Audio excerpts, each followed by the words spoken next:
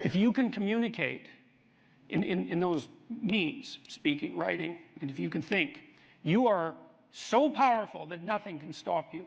You think about it, well, what do you mean? Well, I don't care who you are. I don't care if you're a plumber or a waitress. Not that there's anything wrong with being a plumber or a waitress, because there isn't. It's like you're going to negotiate for a raise. You're going to negotiate for a promotion. You're going to negotiate how your customers treat you.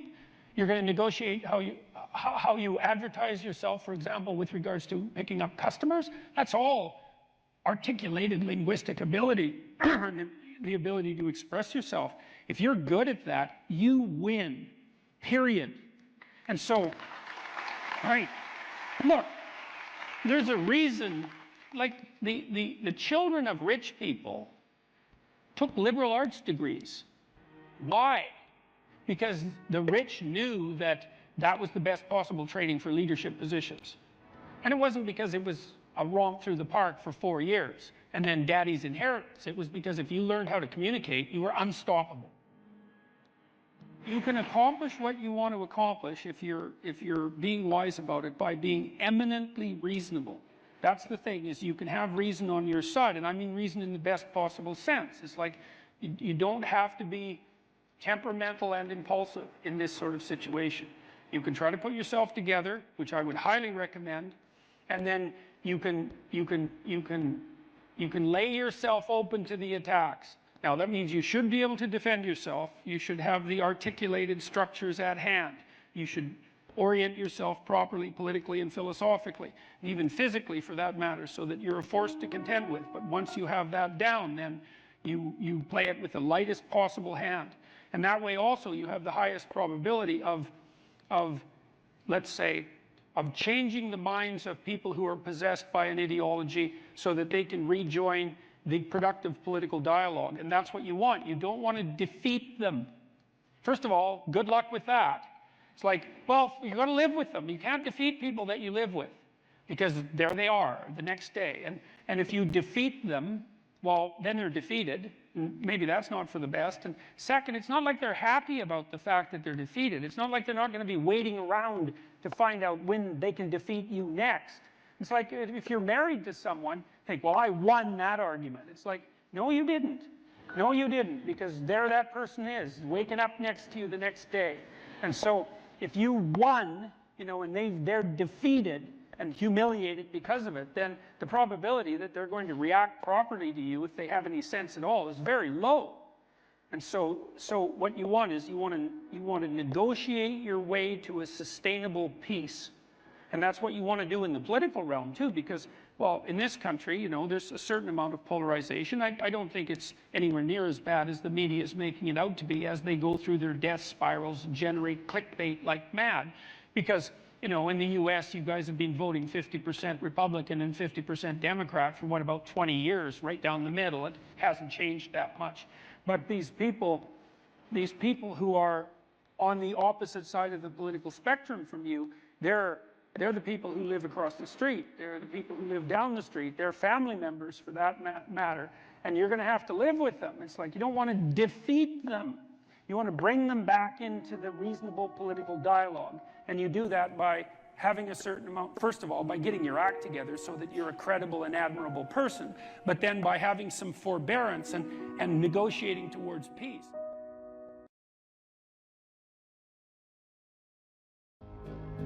You said that a harmless man is not a good man.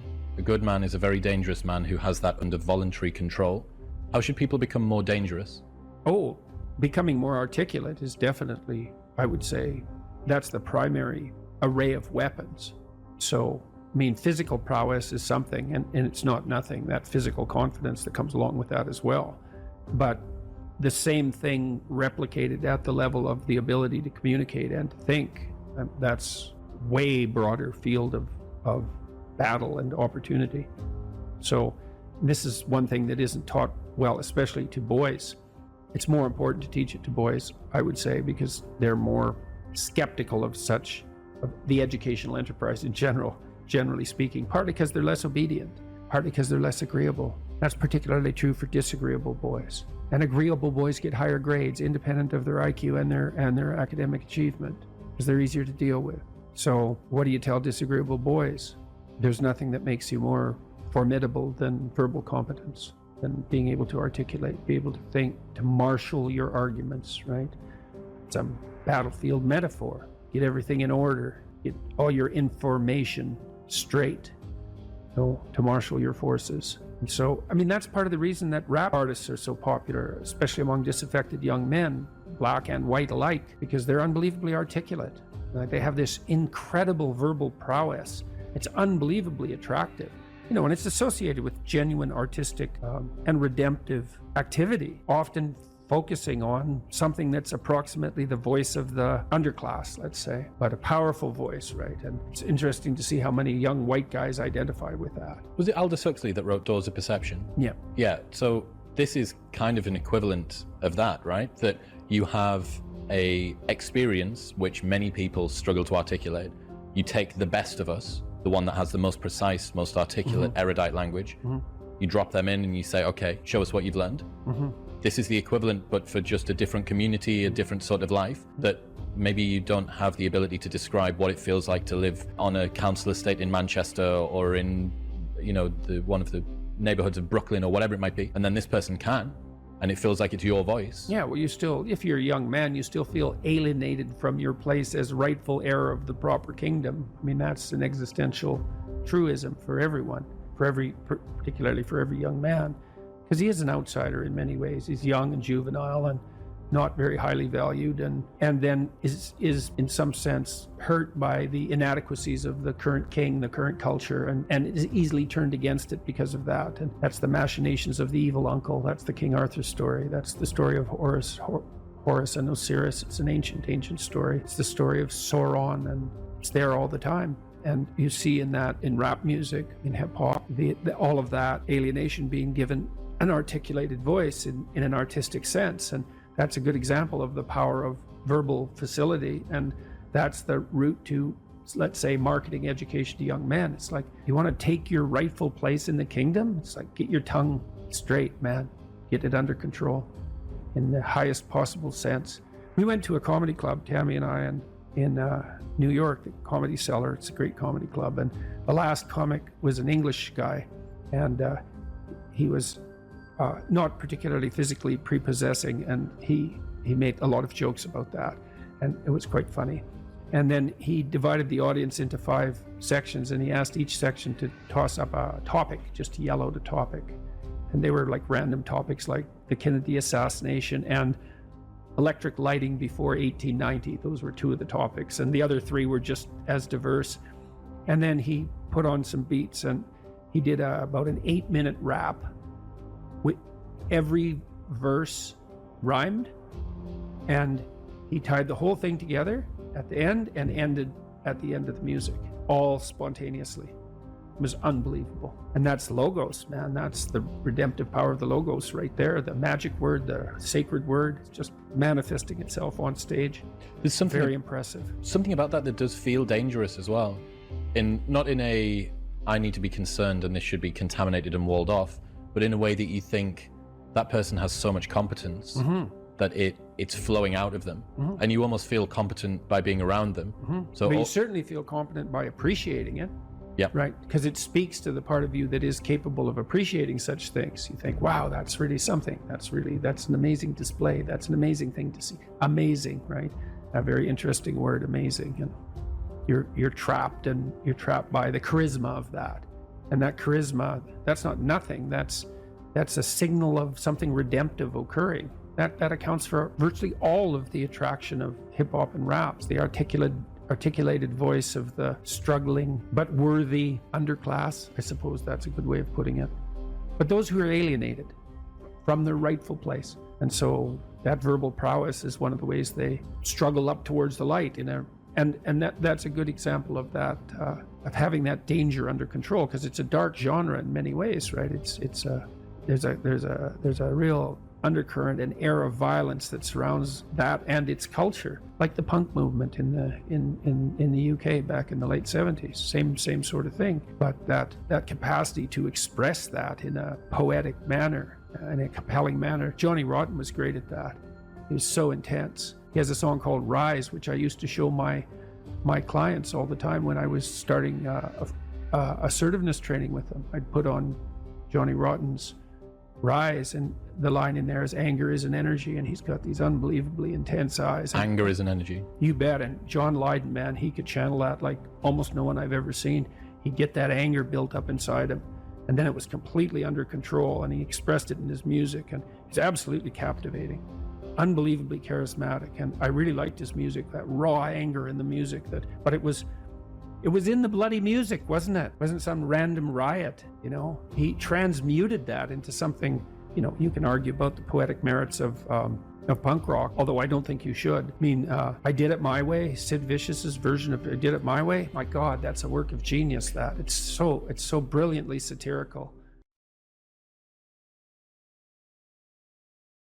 So I'd be interested in hearing some more impressions, if you'd be kind enough to deliver some of them. What are your favorites?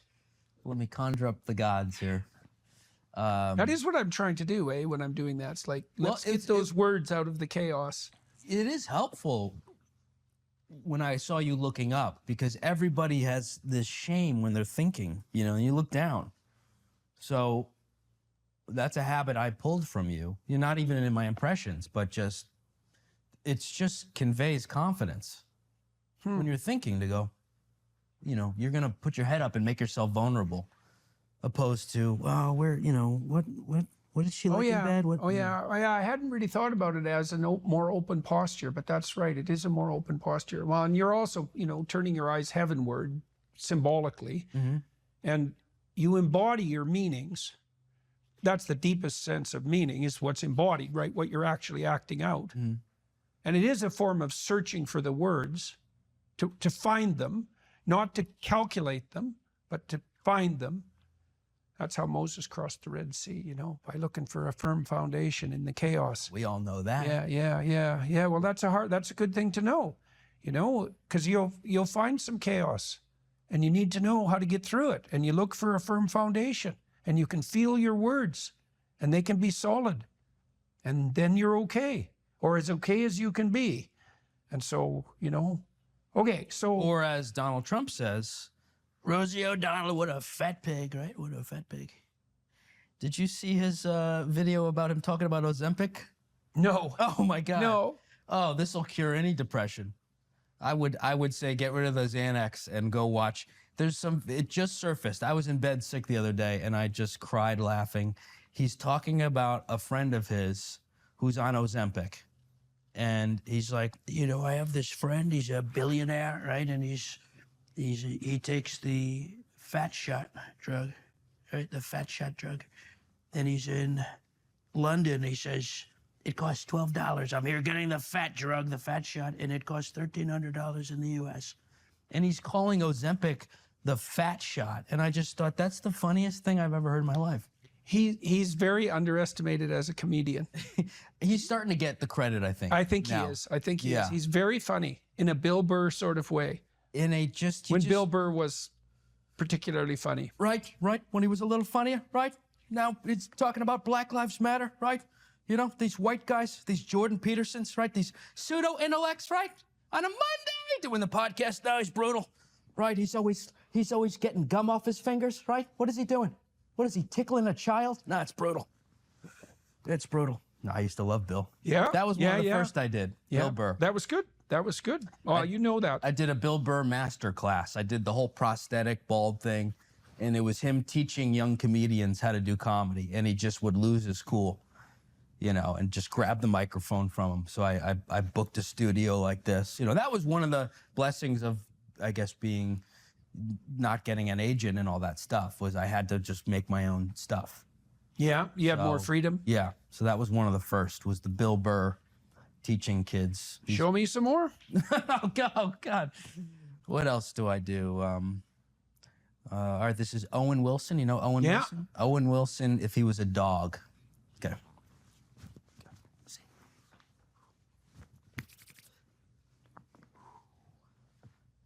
Bow wow. That's it. Yeah. You know. That's good. That's what good. I would call my stupidest joke. Yeah. But works better than almost anything I do.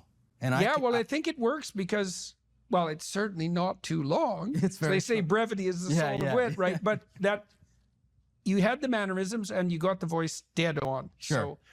So it's worth the apprehension, and it pays off, even though it's a very small dose. And it's what I grew up on. I think I definitely turned very bitter from all the stuff happening in the world and stuff. You know, I'm sure I've seen you go through ebbs and flows of being softer, and interviews where I could tell you're, you know, a little more hard.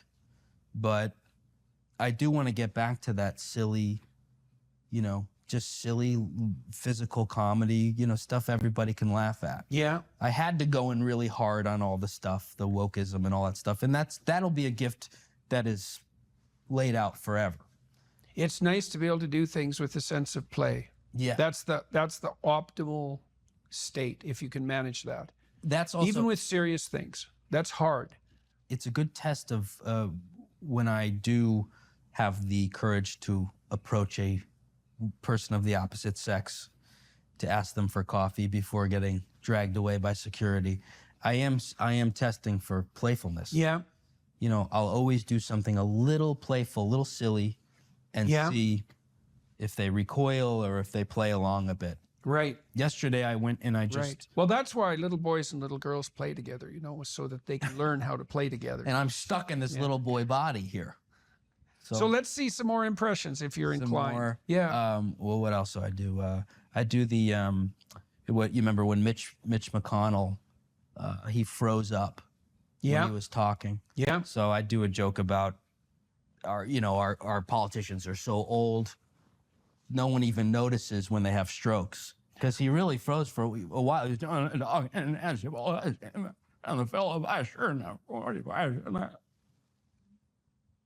and I'll hold that for about 10 minutes on stage. I'll just hold it until people stop laughing. That's 1/9 of the whole set. That's the Mitch. I'm very dedicated. 20 minutes is me as Biden trying to get up the stairs. I just do it in real time. So now you said that you're not scripting your sets. I used to have a set list right Yeah. on, and I'd go boom, boom, boom, boom, boom. Yeah. Because I had never done a full hour. You do these comedy club sets that are 10 to 15 minutes. Right. With 10 Right. people. 90. You're doing 90 minutes now. Sometimes I'll do 90, Yeah. 80 to 90. Yeah. Yeah. Yeah. And it also helps me rely on myself and not have someone go out there and warm up the crowd. Because Right. You have to warm up your own crowd. I have to Are warm you up my getting own- better at it? Yeah. What are you learning?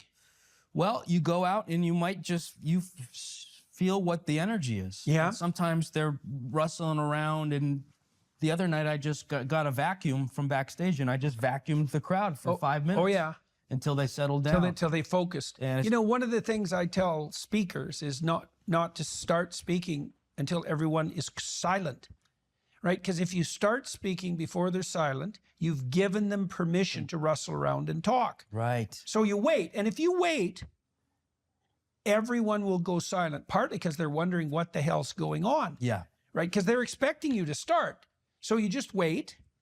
Then it's dead silent. Then you wait a little longer because you want people thinking, what the hell's going on here? Then they're paying attention. Then you go. That's Right. much better. And I Yeah. saw you do that at the Beacon. And as a comedian, you might go, I liked what Jordan did. You know what? I'm going to hold it for 10 more seconds. And Yeah. maybe I'll walk off. Yeah. Yeah, well, Man in the Moon, who was that? Kaufman. Andy Kaufman. Kaufman. Yes. He would do that Yes. on live TV, right? Hold that silence till the producers were willing to pull the plug, and then he'd Brilliant. start. Yeah, yeah, He yeah. definitely influenced me Yeah, quite a bit. it takes a lot of confidence to do that, to hold that silence. If you take a risk like that up top, though, the crowd also might trust you and go, geez, that guy's got some balls. Yeah. You know, we might be a little more Yeah. submissive Well, now. the crowd wants to know. The crowd is hoping that there's a reason they're there paying attention to you.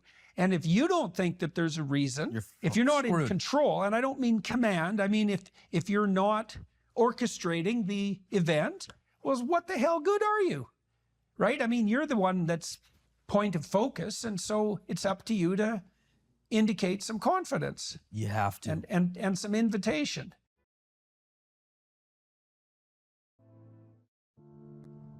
There's a book. It's a book called About Face. It's about a guy that was in the Korean War and then he was in the Vietnam War, and his name is Colonel David Hackworth. When I was on deployment, I would open up that book anywhere, and I would read 2 pages or 3 pages before I'd go to bed if I was in my bed that night. And there were so many lessons that correlated to what I was actually going through. And a real obvious example was, when you read, you can learn, and you don't have to go through the school of hard knocks. You don't have to get punched in the face repeatedly with things that turn out to be situations that other people have absolutely gone through. The level of capability increases so much by seeing something one single time. Well, if I see something one time, I'm infinitely better than if I'd never seen it before. It's like those little puzzles. They give you a little puzzle, some kind of a mind bender, right? The mind benders only work on you one time. The riddle only works on you one time. Then you go, I know the answer to that. That's the answer. You never get fooled by that again. So just seeing it one time, you're infinitely better. So when you read enough, you're capturing all these lessons. Of course, you want to put the book on. You want to become that person. That can rattle you up, man. Especially if the person is thinking all sorts of things that you've never thought. I mean, I love reading for that reason. I could pick my peers too, which I really loved. It's like, well, I have these people around me, but then there's these people who've lived before me and in different places, and I can set them up on my shelf. I can enter into their world, and I can benefit from everything they've thought and saturate myself with that person. It's very disruptive, especially if the person that you're reading has a mind that's more powerful and more well-developed than your own. It was very disruptive, but unbelievably useful to try on other people like that. And you get the benefit of their entire life distilled into their book. It's 30 years of work. I read this one book called The Neuropsychology of Anxiety, which it's a great scientific work. It's a very hard book. I think it has 1,800 references, something like that. And this guy, Jeffrey Gray, he actually read all those references and he understood them. And so it took me 6 months to read the book, but I got an entire education out of it. I got to experience in 6 months what it took him 30 years to learn. Like, what a gift that is. It's unbelievable. What were you reading when you were in university? Was it fiction, novels? Was it nonfiction? What were you focusing on? As trite as this may sound, it was actually the most impact was from Shakespeare. It was the most impact on multiple levels. And I'll tell you the primary level. And when I've covered Shakespeare on my podcast, I explain this to people. People think, well, I didn't really understand. I read it, I didn't understand it. If you think you're going to just pick up Shakespeare, open it up and read it and understand it, you're not going to, because it's barely written in English. It's barely written in English. It's almost another language. So what you have to do is you have to start to interpret it. And so what I realized with Shakespeare is, number one, the weight of the words, that these words were so pregnant with meaning that you had to pull those words and parse those words and pull those words apart to see all the depth that each individual word had, and then the way that they're put together. And what was great about this was, by the time I was back, because then I went right back into the SEAL teams, and somebody would hand me a rules of engagement document that was written by some lawyer in Washington, D.C., and I'd pull it out and say, wait a second, this word, I don't know what this word means. So let's pull this word out. Let's see what this actual definition of this particular word is, and how that changes my viewpoint of these rules of engagement, and how can I translate that for my troops so that they actually know what to do. So that part for me was, from a reading perspective, starting to read Shakespeare and saying, oh, okay, you're not going to understand this. And if you don't understand something, that's okay. You pull out the Oxford English Dictionary and you look it up. And then you not just find out what the meaning of the word is, but what's the root word and where does it come from and what kind of depth and what kind of... Yeah, and that's really, that's unbelievably useful too. Virtually every word is like that, because a word is an ancient artifact. It's like an animal in some sense. It has an evolutionary history and it transforms across time. And each word it carries the echoes of its past with it too, because each word attracts other words in a particular unique way. So it kind of lives in a word ecosystem as well. And the ecosystem contains information about the history of that word. And you think, well, why is that important? It's like, well, hey, guess what? You think in words, you talk in words, you have all these archaic entities, these words, these living entities that you use. It's like the more you know about them, the more you know about you, the more you know about other people, and the better you are at formulating and communicating your ideas. There's nothing lost in that kind of investigation. There's nothing but gain there.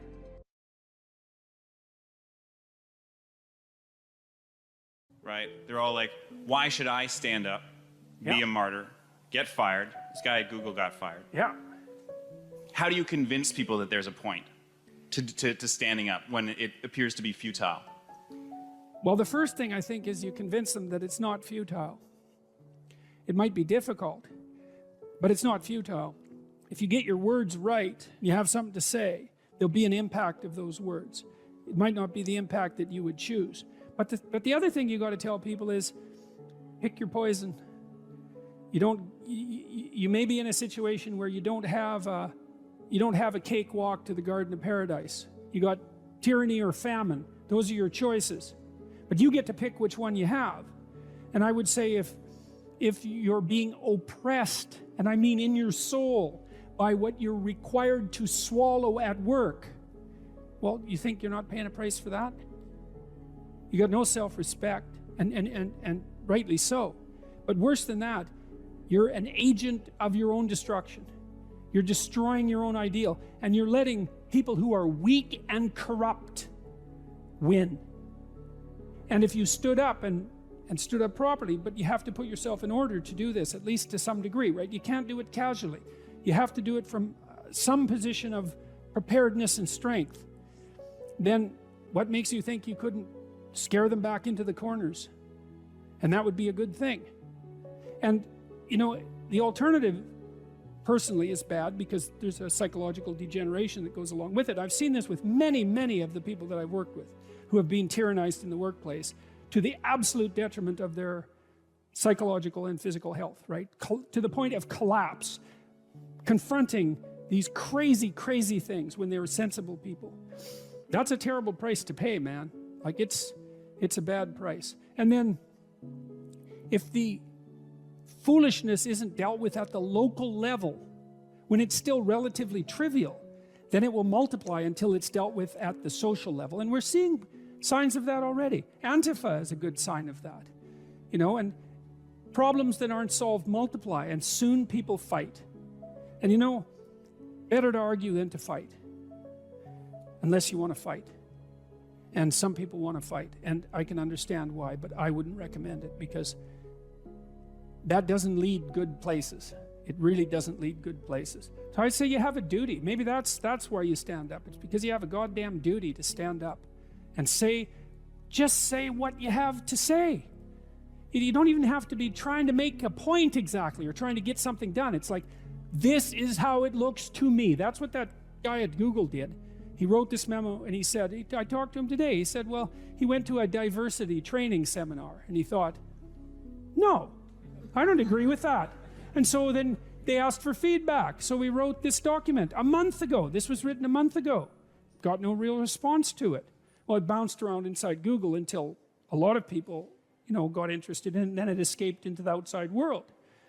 But all he was doing was he was told a bunch of things he didn't think were true.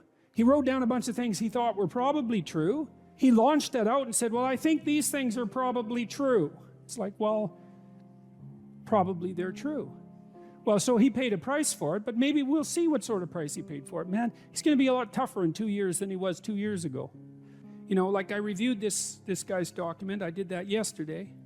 And everything he said was validated by the scientific literature. So what has happened is that someone has been fired publicly by a major corporation for stating well-grounded scientific truths. Right. They're exactly the sorts of things that I say in my classes, for example. And the reason that I say them is because I read the literature. It's not because I'm personally happy about the facts.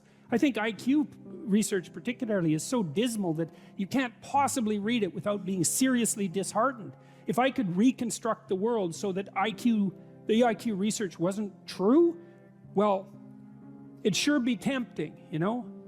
But that's not how science works. Science doesn't tell you what you want to hear. It just tells you the way it bloody well is. And he got pilloried for revealing a good fraction of current scientific knowledge about gender differences. Okay, that's not good. And as you said, that's a big company and it controls our communication. So how about we do what we can to ensure that these large communication companies don't get to impose a factually false ideological structure on the rest of the planet. Well, you could think about supporting this guy who blew the whistle. There's a fundraiser for him online. He could use some money. He wants to sue Google. Yeah. You know, maybe we could let them know that hiring a human resources director who's also concerned with equity is probably not a good idea for a capitalist company. Why in the world would you hire your own enemies? I don't understand that. So, well, we'll see how the dialogue continues. But back to the personal, like, you need to say what you think because that's where you come from, right? And if you don't say what you think, then you kill your unborn self. That's what you do. That's what Cain did when he killed Abel. And that's why his punishment was unbearable. You know, you have things in you that are struggling to come to the light. That's the truth you need to utter. And you need to utter that truth because without that truth, you cannot live in the world. Because the world's real and you need truth to live in the world. And if you stifle your truth, well, how can that be anything but something that brings about hell? How could it be any other way? So you think, well, why should you speak up? That's easy, because the consequences of not speaking up, although delayed, are far worse. That's the reason. That's the reason. If it can't be courage, it could at least be prudence.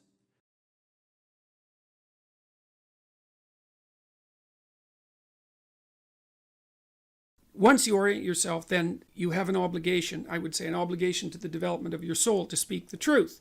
You have to be oriented properly, though, because the truth is something that exists in service to an ideal of sorts. Then you can imagine that you could use your language two ways. You can use your language to manipulate the world and to extract from it what you want. So, for example, maybe you go out on a date with someone and you decide that the end goal of the date is to have a sexual partner for the night, and then you can craft your language to manipulate the person into providing you with what you want. And that's like an instrumental use of language.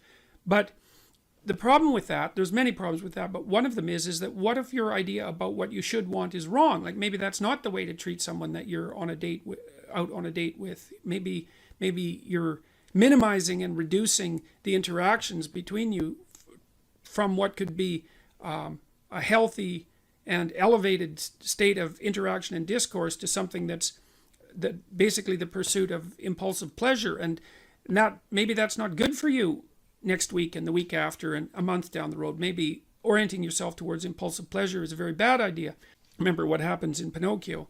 Pinocchio goes to Pleasure Island, and Pleasure Island is a place where impulsive pleasures can be had at a moment's notice. But what Pinocchio discovers, along with Jiminy Cricket, that Pleasure Island is run by masked totalitarians. They're all dressed in black, you remember, and they're turning the children and adolescents who are on Pleasure Island, they're depriving them of their voice, turning them into braying jackasses and preparing to sell them as slaves to the salt mines. And so there's an implication in that story that the pursuit of impulsive pleasure is one route to totalitarianism and slavery, and I believe that. So perhaps orienting your language towards the gathering of impulsive pleasure is a misuse of your highest gift, the gift of logos, the gift of communication.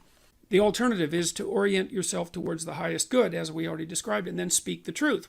And you can tell when you're doing that or you can tell when you're not doing that, because if you're not telling the truth, if you're using someone else's words, you're being manipulated in a sense by forces that are behind the scenes. You're not using your own words. You're the puppet of an ideology or another thinker or your own impulsive desires.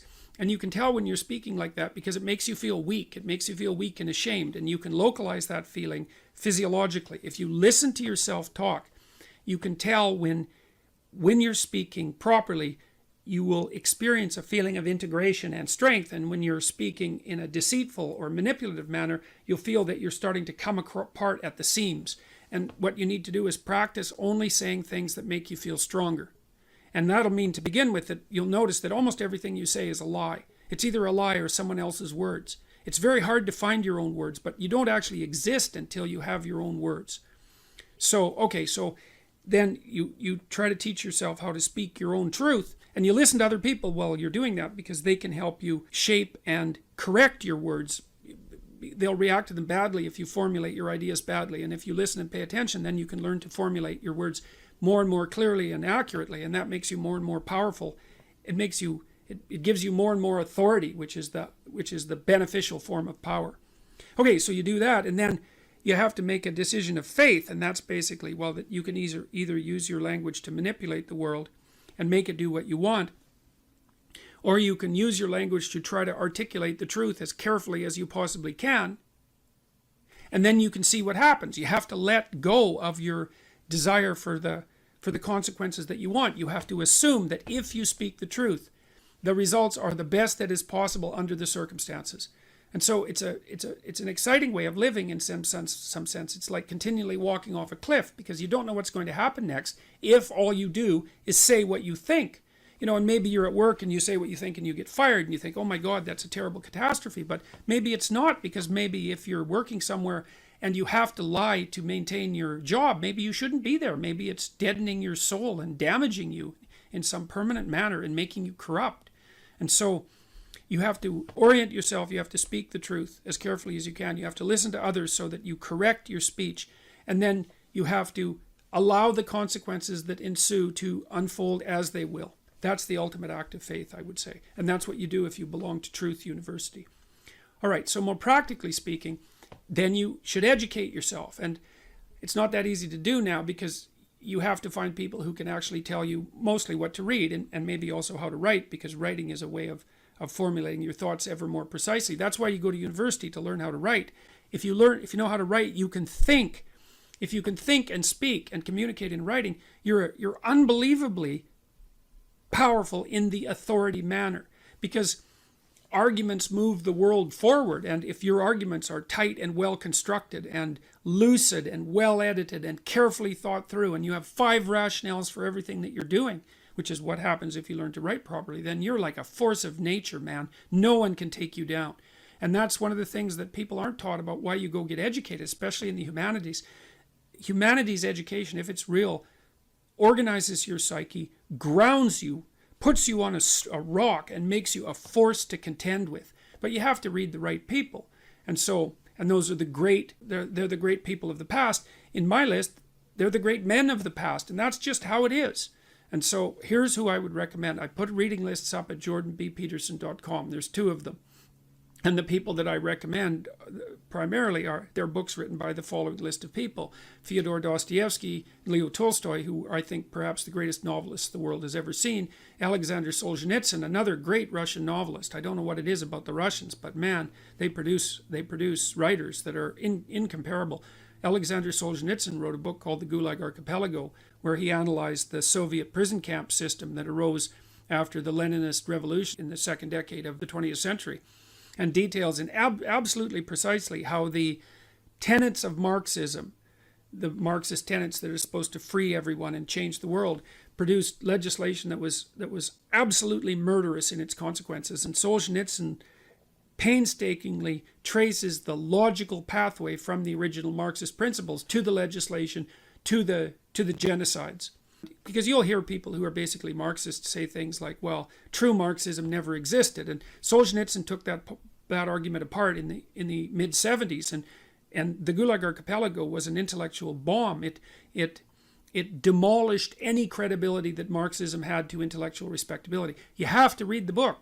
The book is about the central issue in our culture at the moment. If you don't read it, you're not informed. You can't participate in the debate except as a puppet. And so I wouldn't recommend participating in this debate as a puppet, because you don't know who's behind the scenes pulling the strings. If you remember the Pinocchio story, the forces that were pulling the strings were not forces that were acting in Pinocchio's best interest, that's for sure. George Orwell English essayist, incomparable commentator on socialist totalitarianism, even though he was a left-winger and a brilliant one. Aldous Huxley, who wrote Brave New World, had some very brilliant things to say about the potential demolition of sexual choice of sexual partner as a part of a dystopian future. Friedrich Nietzsche, a philosopher who described himself as someone who thought with a hammer, and Nietzsche is a very, very dangerous person and an absolutely brilliant writer. And Carl Jung, who was a student of Nietzsche, and who Nietzsche was the philosopher who announced the death of God back in the late 1800s, and Jung spent his whole life attempting to revivify God. That's one way of thinking about it. And so if you educate yourself, and this is a really good place to start, if you read these authors, then you'll know what else to read. If you read these authors, it'll take you a good long time, and it will be very, very hard on you, and you won't be the same person when you come out, and that's very frightening. And because being torn down and rebuilt is no joke, but it beats the hell out of the alternative, which is just to stagnate and stay a stagnant infant, which is not something I recommend. There's nothing uglier than a stagnant 40-year-old infant.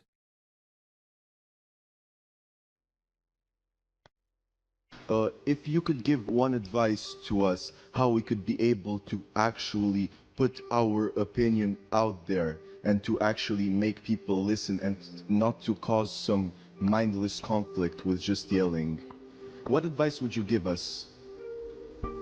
Learn to write. I'm dead serious.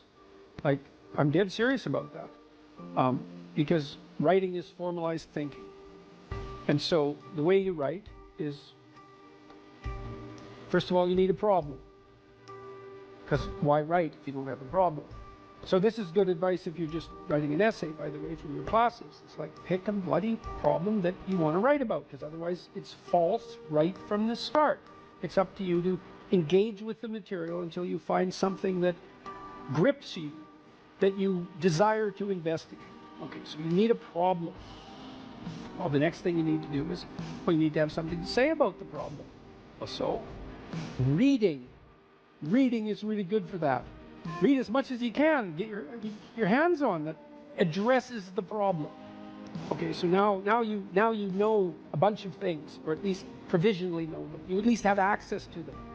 Well, now you start sorting through it. It's like, okay, well, maybe I need to summarize what I've learned, and then I need to iron out the contradictions between what I've learned, and I need to elegantly formulate that, and I need to get my word choice right, and my phrase choice right, and my sentence choice right, and I need to organize the sentences into proper paragraphs, and the paragraphs into proper sequence, so that I have a coherent argument. And at the same time, what you're doing is you're integrating your own personality at the highest and most abstract level of organization, and you're sharpening your tools, and you're putting yourself straight, because you're learning to think. You learn to do that by writing. And so I would say, pick some hard problems and learn to write very, very carefully. And when I say pay attention to the word, I mean that. Pick the right words, organize them into the right phrases, get your sentences straight. Like when I wrote my first book, Maps of Meaning, I believe I wrote every sentence in that book 50 times. 50 variants of every sentence. I'd read it once, I'd read it again, I'd read it again, I'd read it again, and I have a little competition. Which sentence is better? Which sentence is better? I pick that sentence. Do the same with the paragraphs. Over many, many years, you hone your words. They're the most powerful thing about you, bar none.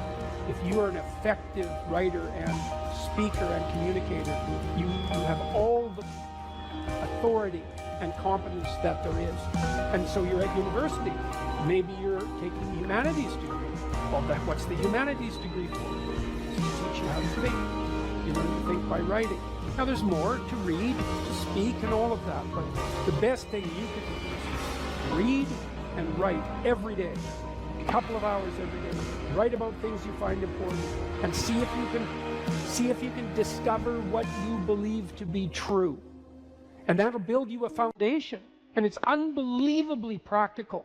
Like if you look at people who are phenomenally successful across life, there's various reasons, but one of them is that they're unbelievably good at articulating what they what they're aiming at, and strategizing and negotiating and enticing people with a vision forward.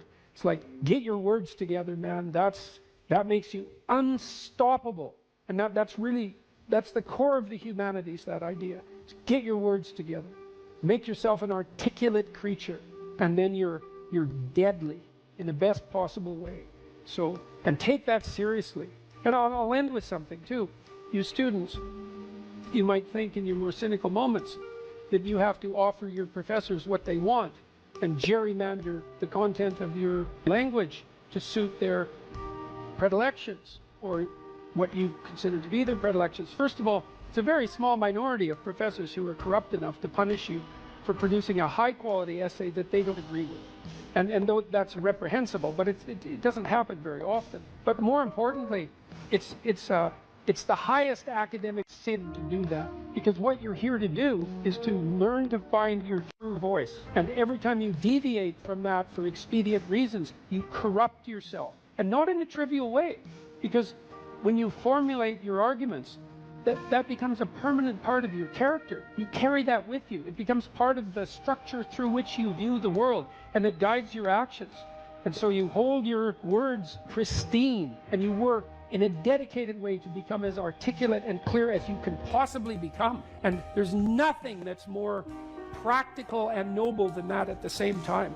That's why the humanities are so valuable. You think, well, what good is a humanities degree? It's like, well, you come out of here able to speak and think and write, no matter where you go, like you're headed for the pinnacle, and hopefully in a way that's positive for everyone.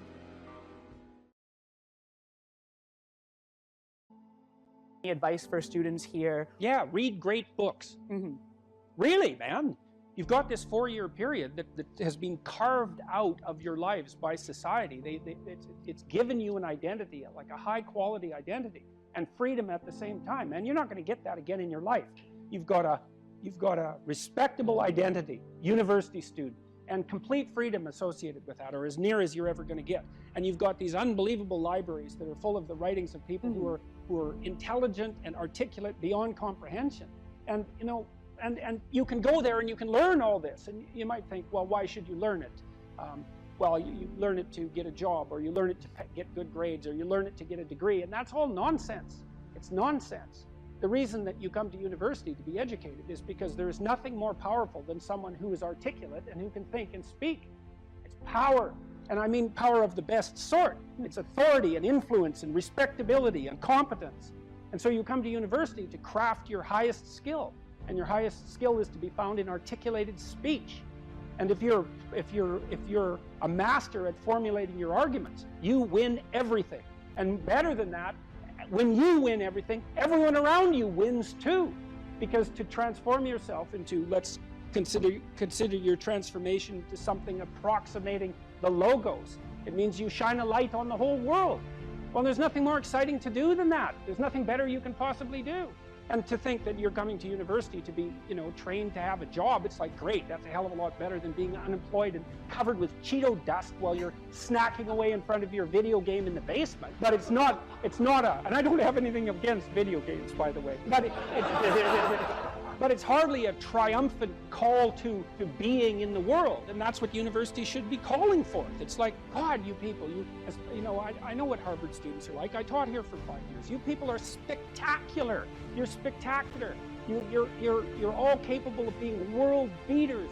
You transform yourself into something that's articulated and sensible and grounded in history and knowledgeable and wise, man. You can do anything you want, and hopefully anything you want for good.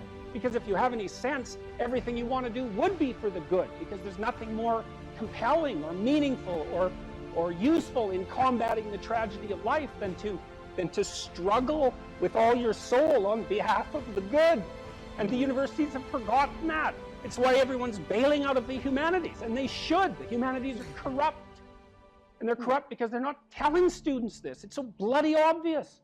It's like, learn to think, learn to speak, learn to read. It makes you a superpower, an individual superpower. I don't understand why that isn't just told to students. It's not that hard to understand, and everyone wants to hear it. It's like, really? I could do that? I could do that? It's like, yeah, really, you could do that. And the whole society around you has labored for really thousands of years to provide every single one of you with this spectacular opportunity that you have while you're undergraduates and graduate students here, man. Everyone's just praying that you would come here and manifest everything that you could manifest. And that's what you should be doing instead of waving placards and complaining about how you're oppressed, for God's sake. You see these Yale students complaining about their oppression. It just leaves me aghast. It's like, well, we're against the ruling class. It's like, no, you're baby ruling class members. You're young.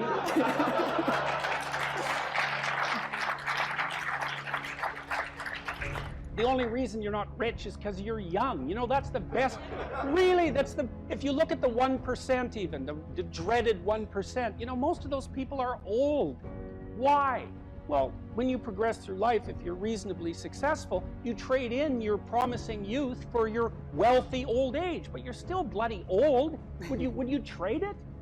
Would you trade your youth for that? Like, if you factor age out of the economic equation, things look a lot different. Well, of course older people have more money. If they have any sense, they've been collecting it for their whole life. Is that somehow unfair? It's not unfair unless you want to be poverty-stricken when you're 70, and you don't want to be poverty-stricken when you're 70. So I just don't understand what's happened to the universities. I can't believe that you're not told when you come the first day, look, man, you're here on a heroic mission. You're going to take your capacity to articulate yourself to levels that are undreamed of. You're going to come out of here unstoppable. You're going to be able to do anything you want. It's like, that's what you're here for. Instead, you're taught that, well, you know, the world's a pretty oppressive place, and you're probably the bottom of the victim pile, and there's virtually nothing you can do about it except, you know, deconstruct the patriarchy. And it's so weak-kneed and so pathetic that universities should be embarrassed that that's what they're peddling to students. I'm embarrassed by it. You know, I've gone on public record telling parents, bloody well send your boys to trade school, because at least they'll learn something useful. And that's a terrible thing for someone like me to say, because I do believe that being articulated and educated in the highest possible manner there's nothing that's better for you and for society. And why have the universities forgotten this? Well, that's postmodern neo-Marxism for you, you know, and the philosophy of intense resentment and oppression and group identity, and God, it's just pathetic. Dr. Peterson, I think a lot of students here would agree with you that one of the main purposes of education at college, particularly at Harvard, is to develop their sense of articulation, their ability to read, their ability to critically think. But then what comes after? Particularly at Harvard, there's a big discussion on what is a good life? What does it mean to use those skills that we get here, and then we graduate? What do we do from there? Stop unnecessary suffering. That's what you do. You know, that's your calling. It's like you say, well, what do you do after you graduate? Well, if you graduate articulated and powerful, there will be people giving you so many opportunities you won't even be able to keep up with them. You know, I've worked with very, very competent people in many different domains in my life, hyper-competent people. And I can tell you some very interesting things about hyper-competent people. The first thing is they are not selfish, and they're not greedy. And one of the great pleasures in their lives is to find people who have the capacity to also be hyper-competent and to open doors for them as rapidly as they can possibly be opened. They delight in that, because there's very few things that are more intrinsically meaningful if you're an accomplished person than to find young people who have the possibility of being accomplished and say, hey, look, here's an opportunity for you. It's like, go out there, man, kill it. And then they go out there and kill it, and you think, right on, man. Here's another opportunity. Why don't you go out there and nail that too? And you think, no, they're all hoarding their wealth, and they're not going to share it with anyone. It's like, that's absolute, complete rubbish. And so you don't even have to worry about what you're going to do after you graduate from here if you turn yourself into half of what you could be, because people will be dying to offer you every opportunity that you can possibly make use of. So it's a moot point. The world is always desperately short of people who can think and speak.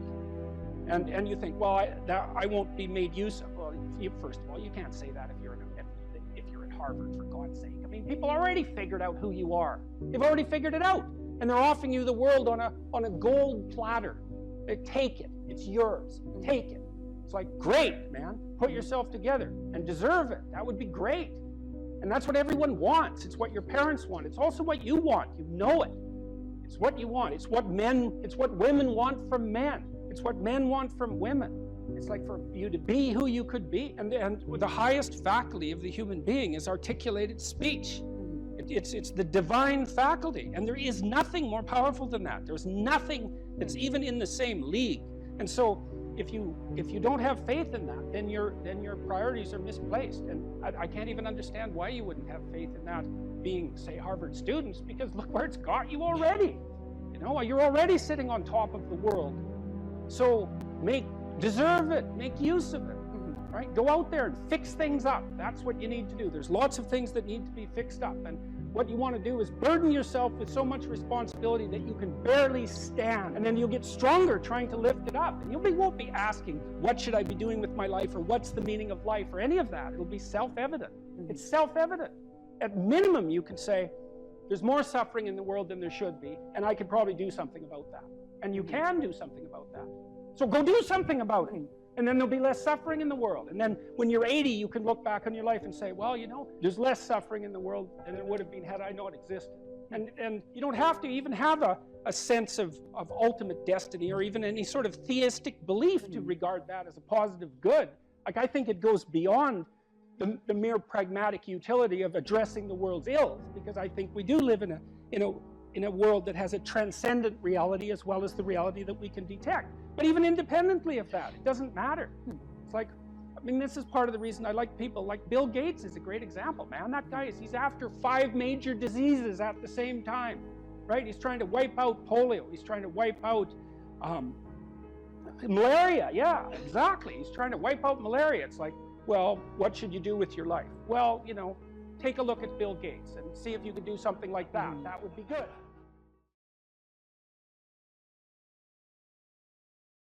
Look, let's say you're socially anxious. Okay, so what happens when you're socially anxious? You go to a party, your heart's beating. Why? The party is a monster. Why? Because it's judging you. And it's judging you, it's putting you low down the dominance hierarchy, because that's what a negative judgment is. And that interferes with your sexual success. And that means that you're being harshly evaluated by nature itself. Right? So you are confronting the dragon of chaos when you go into the social situation. And so what do?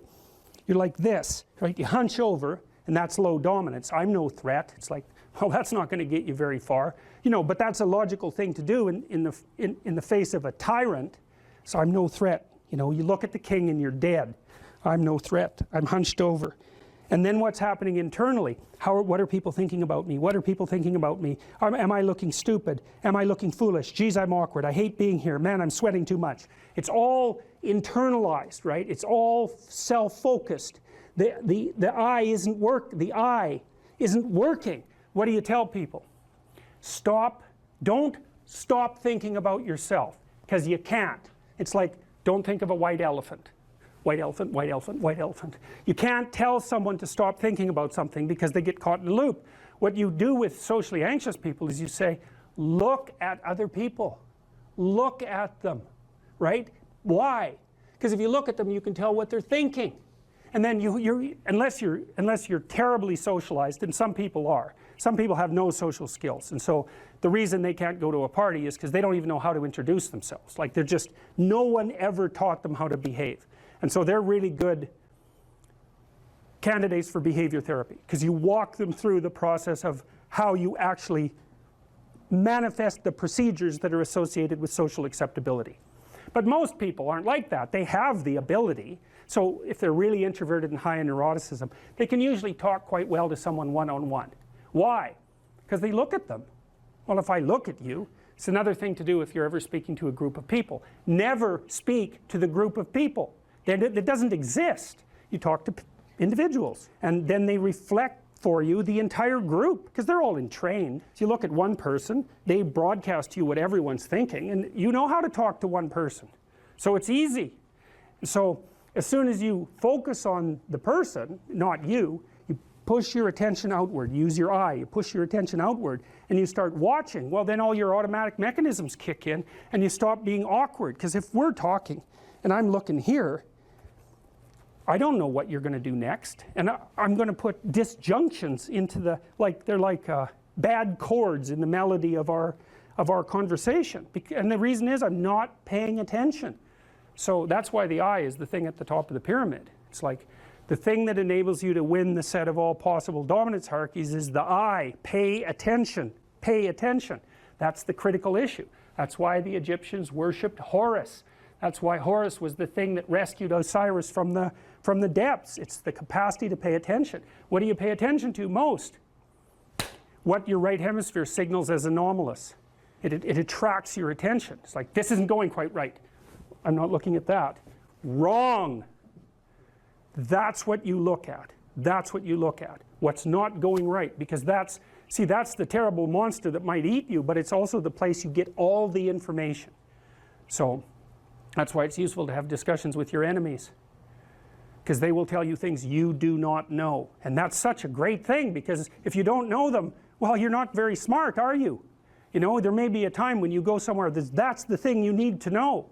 And maybe your enemy will tell you why you're such a fool, you know, and a bunch of other things that aren't true too. But even one thing that's accurate, it's like, yeah, thanks very much, man, maybe I'll do some work on that, and I won't have to carry that forward. So, and then that's part of the reason, again, why the terrible predator, it's always the terrible predator that has the gold. It's like, it's the person who delivers the message you do not want to hear. So it's rough, but it doesn't matter, life is rough. And you can write about what you think about the problems that obsess you, and you can become articulate as a consequence, and there'll be nothing about that that isn't the adventure of your life. Right? To become articulate is to become the master of your own tongue. To become properly articulate is to make the word divine and to treat it in that manner. The divine word creates the order that's habitable and good. And if you do believe that, go all in. See what happens if you become articulate. The most dangerous person is one who is articulate. What would you recommend to one who wants to learn to speak in a more articulate manner? Well, articulate is an interesting word, because if your joints are articulated, and that means you can do things with them because they're articulated, right? They're not one solid, vague mass. They're differentiated. And someone who's graceful is articulated and compelling because they're articulated. And speech is a form of articulation in that manner, because the act of speech itself is extremely complicated. It's a very complicated motor activity, right? It's a very complicated action to dance with your tongue, let's say. It is definitely the case that there is no more exceptional form of the capacity to be dangerous than to be articulate. And one of the things that really shocks me, and part of the reason that my son and I and our co-workers developed this essay app, is that young men in particular are never taught this. Why be literate? Do you want to be competent and dangerous, or do you want to be vague and useless? Because those are your options, and I don't care what your job is. If you're a plumber, I have great respect for plumbers, by the way, and you're articulate, you can negotiate with your clients, you can introduce your coworkers, you can make a case for your employees, you can advertise your services, you can think through your problems. You're firing on all cylinders. You know, our whole culture is based on the idea of the supremacy of the word. Our whole culture is based on the idea that it is the word itself that extracts habitable order from chaos and possibility. And the reason our culture is predicated on that is because it's a deep truth. And to the degree that our culture actually embodies that, it works. It's a great thing to be articulate. It would be so lovely if our educators were wise enough to communicate this appropriately to young men who are striving forward, and to let them know in no uncertain terms that if they want to make themselves into forces to be contended with, that there's no surer route to that than an exceptional poetic literacy. Now, it's not like young people don't have an intuition of this. There are reasons they admire rap musicians, for example, who are often extraordinarily articulate in their performance and their capacity for spontaneous poetic utterance. And certainly the greatest people I've met, including great warriors, you might say, are great in no small part because they're articulate. I know a former special services, special operations soldier, Jocko Willink. Some of you might know about Jocko. You know, he's about 4 feet wide and about 3 feet thick, and he's one tough son of a bitch. I'll tell you, you don't want to mess with him, and he knows perfectly well and is very capable of articulating the fact that his success as a eminent warrior is in no small part dependent on his ability to communicate. Because he could communicate well, he could listen to the men who were under his command. Because he was articulate, he could explain to his superiors the situation on the ground.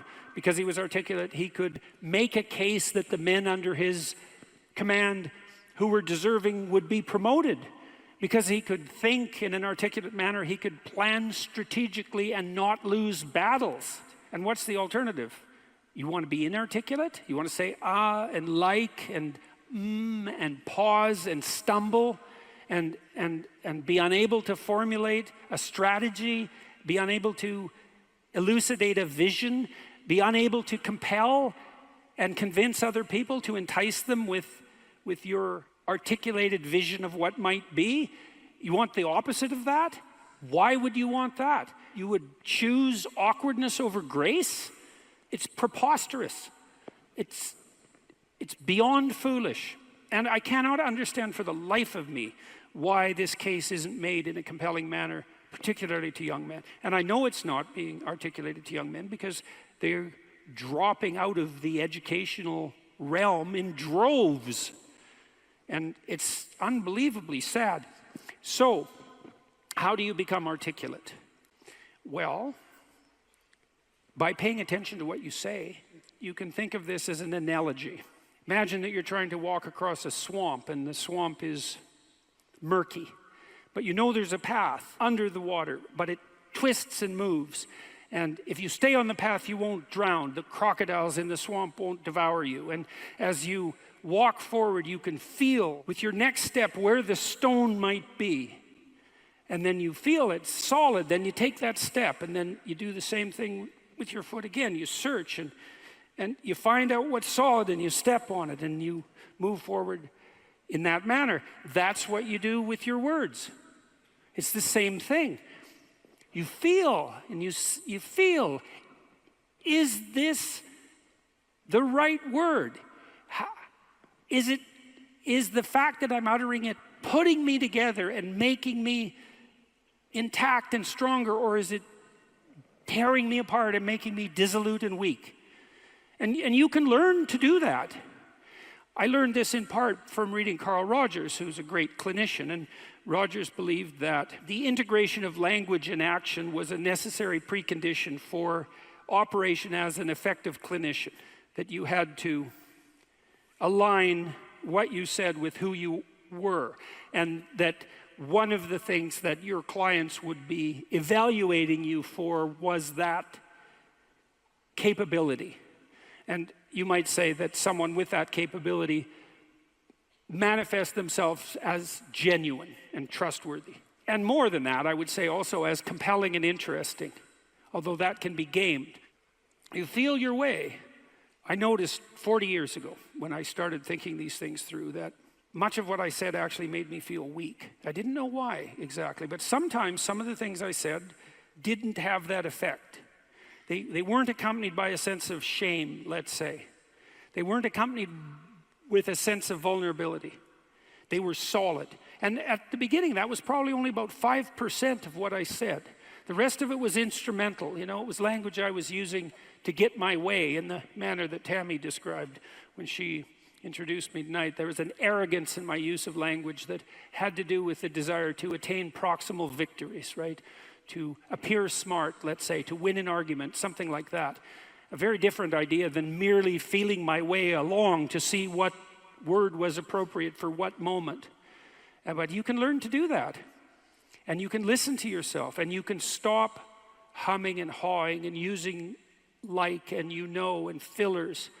And you can take the time necessary to craft your words carefully. And you can practice merely saying what you believe to be true. And you can read. And you can read great writers. And you can write. And you can write about what you think about the problems that obsess you. And you can become articulate as a consequence. And there'll be nothing about that that isn't the adventure of your life. And so it's a moral endeavor in some real sense. Right? To become articulate is to become the master of your own tongue. And to become properly articulate is to make the word divine. And to treat it in that manner. And to decide whether or not you believe that it is the case that the divine word creates the order that's habitable and good. And if you do believe that, well, go all in. See what happens. See what happens if you become articulate.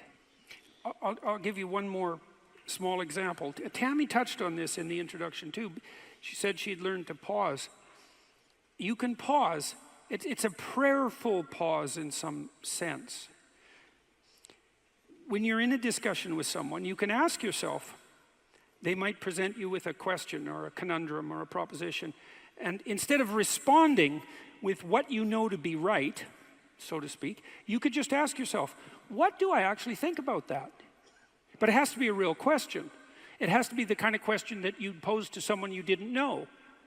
It has to be a question predicated on the idea that you might not know who you are and that you could ask.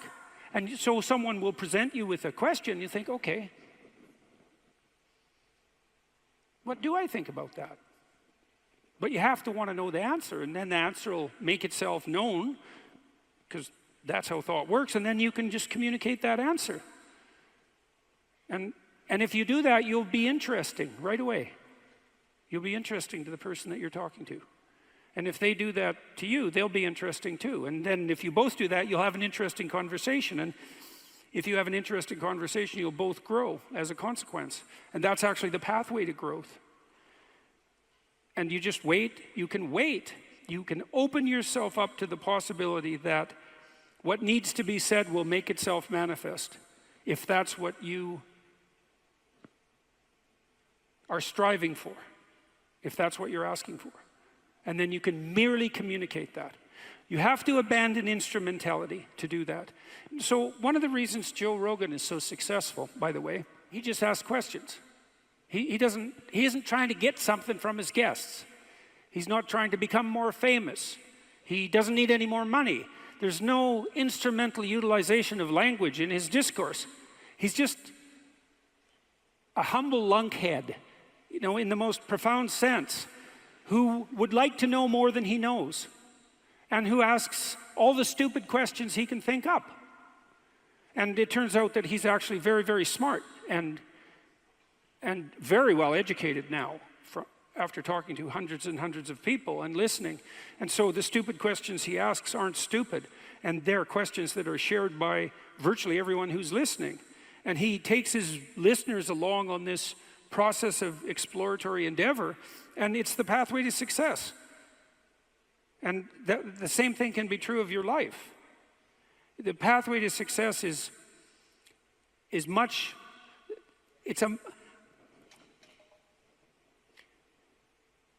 if you're guided by the spirit of honest inquiry and every word you say is reflective of what you believe to be the truth, then the pathway that you walk on is a golden pathway to success.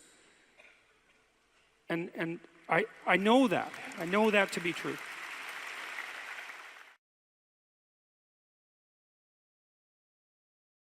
You know, if you don't know what you should do with your life, you don't know who you should be, sometimes you think about that as what career you should pursue. But here's another way of thinking about it.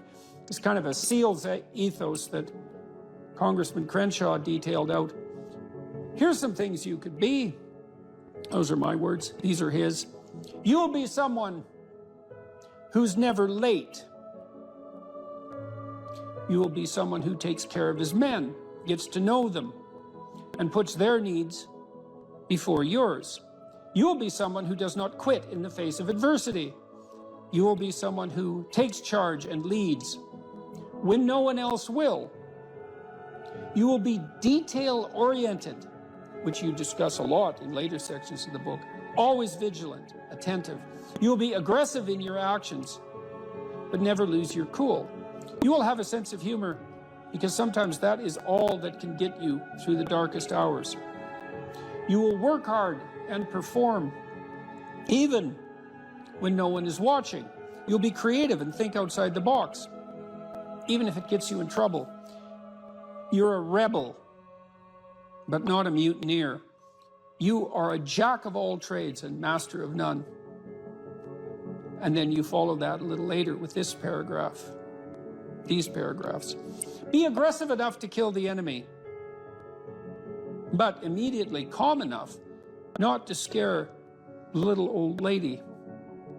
You'll be that man who's mentally tough enough to operate in horrific chaos, then immediately transition to tranquility, all without mentally breaking.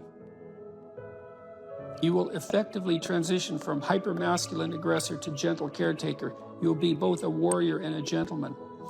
The qualities that made SEAL leaders great were rarely physical in nature. They listened. They empowered their team to be successful, carefully entrusting individuals with additional responsibility. It's a real conservative ethos there. They highlighted good performance publicly and criticized bad performance privately.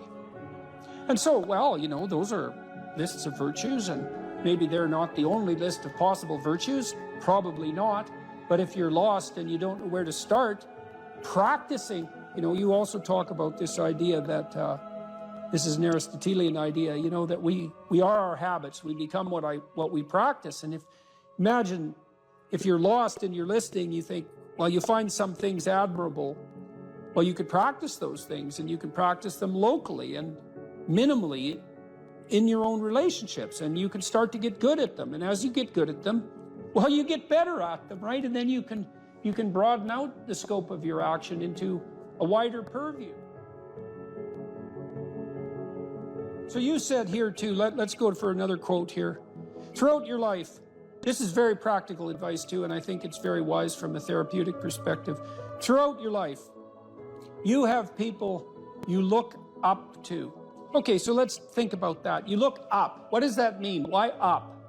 Well, up is something that beckons from a distance. It's like a light on a hill, and we automatically assume that those who we admire are people we look up to. So that specifies a distance and a direction, and it's uphill. It's up toward a higher vista, let's say. So there are automatically people who elicit that spirit in you. You have noticed the way. Might also imply that there's some sense of struggle required to get to that point, because it's easier to go downhill than it is uphill. Yes, definitely. That's right. It's an uphill trek. And it also implies judgment, because if someone's above you, then they also serve as a judge, or you serve as a judge in relationship to them, because you compare yourself unfavorably with them. And that can also inspire you to tear them down. That's really the story of Cain and Abel, and that's a major story. You have noticed the way a teacher, parent, coworker, mentor, or friend interacts with others, and you come away thinking, that behavior simply works better. They are respected, admired, and successful. And you find yourself wondering why that is. You do if you're a little bit humble instead of being envious, right? Because otherwise you think, well, that damn crook, he just stole his position, and that's why he's got it. But if you're a bit humble, you might think, well, no, that guy looks successful. Maybe he knows something I don't. You are noticing attributes and character traits that are good and worth aspiring to. You are noticing attributes that make certain people more successful than others. You are noticing what a hero looks like. And in the process, you are discovering a path made up of desirable personality traits that helps you ascend in social hierarchies. That's Jacob's ladder, by the way. That ladder that is the hierarchy to the good. That's the vision Jacob has. of the pathway to God is that it's a hierarchical structure with the thing that's ultimately good at the pinnacle, by definition, right? The best of all possible goods.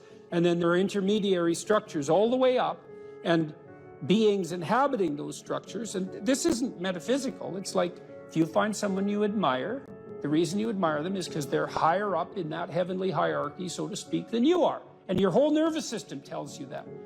You're compelled to listen, you're compelled to pay attention by the action of your own unconscious mind. You know, what's interesting about this point of identifying these heroes or at least role models, you can call them either one. I just thought heroes was a more compelling word to use for the sake of writing it. But what's interesting about it too is how pop culture actually plays a pretty important part of this, because like there's plenty of people who simply don't have these good role models in their lives, and you have to acknowledge that. And so where are they supposed to turn? And it's maybe one of the reasons that it's so important to fight these cultural wars that you and I engage in on a fairly regular basis, that they become a serious part of our politics, which at the same time is necessary, but also deeply, deeply unfortunate. I do think the attack on pop culture from this progressive victimhood left has reached a ceiling. I think there's a serious backlash. You look at movies like Top Gun, the recent one, Top Gun, and maybe like the highest grossing of all time. Absolutely phenomenal movie, really fun to watch. Why? Because it just had all of these classical virtues infused within it, about relationships and about how you treat people and what the consequences are for treating people as such. That these things speak to people in a deeper way. They can't necessarily articulate them, but they understand it when they see it. And there's these sort of radical minorities that are very loud that want that changed. You know, they want something else to be on that hill, but people react against it because it's not true. There's no truth to that. And something cries out from inside of them then, and that can be appealed to by a storyteller. I saw the same thing in the Marvel Avengers series, is that there is a return to any wide range of classical virtues, certainly brotherhood, a kind of a military ethos, sacrifice, a striving upward, certainly masculine virtues, the combination of the Hulk and Iron Man, for example. There's a monstrous element to the Hulk, but he's a hero in a strange sense, and he's also the revitalizing force for Iron Man when he just about dies, and that's all. The reason those movies were so necessary and so attractive is because they are, in fact, addressing a radical conceptual void in the culture, and it's a void that you're addressing in your book, especially with your appeal, trifold appeal, let's say, to duty, responsibility, and humor at the same time, right? Which is a kind of stoicism in the face of catastrophe.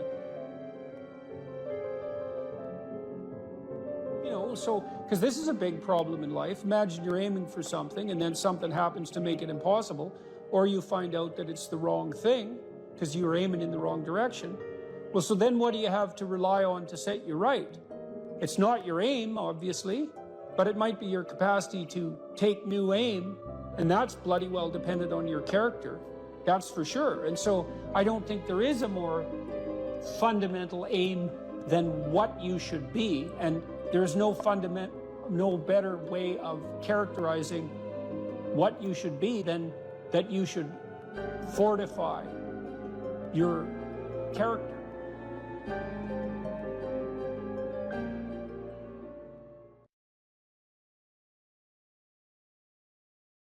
If you ask a disagreeable person what he wants, say, or she wants, they'll tell you right away. They know. It's like, this is what I want, and this is how I'm going to get it. But agreeable people, especially if they're really agreeable, are so agreeable that they often don't even know what they want, because they're so accustomed to living for other people and to finding out what other people want and to trying to make them comfortable and so forth, that it's harder for them to find a sense of their own desires as they move through life. And that's not... Look, there's situations where that's advantageous, but it's certainly not advantageous if you're going to try to forge yourself a career. That just doesn't work at all. And so, even though on average men and women aren't that much different in terms of their levels of agreeableness by the group, if you go out and you look at the extremes, they're very different. So all of the most agreeable people are women, and all of the most disagreeable people are men. And the thing is, the extremes are often what matter rather than what's in the middle. And so one of the ways that's reflected in society, by the way, is There's way more men in prison. And the best personality predictor of being imprisoned is to be low in agreeableness. It makes you callous. Now you might think, well, what's the opposite of compassion and politeness? And the answer to that is, I think it's best sort of conceptualized as a trading game. So let's say that we're going to play repeated trading games. And if you're very agreeable, then you're going to bargain harder on my behalf than you're going to bargain on your own behalf. Whereas if you're very disagreeable, you're going to do the reverse. You're going to think, I'm in this trading game for me, and you're going to take care of your own interests. Where an agreeable person is going to say, no, at best this is, at worst this has to be 50-50, but I'd like to help you every way I can. One of the things you have to be careful of if you're agreeable is not to be exploited, because you'll line up to be exploited. And I think the reason for that is because you're wired to be exploited by infants. And so that just doesn't work so well in that actual world. And one of the things that happens very often in psychotherapy, people come to psychotherapy for multiple reasons, but one of them is they often come because they're too agreeable.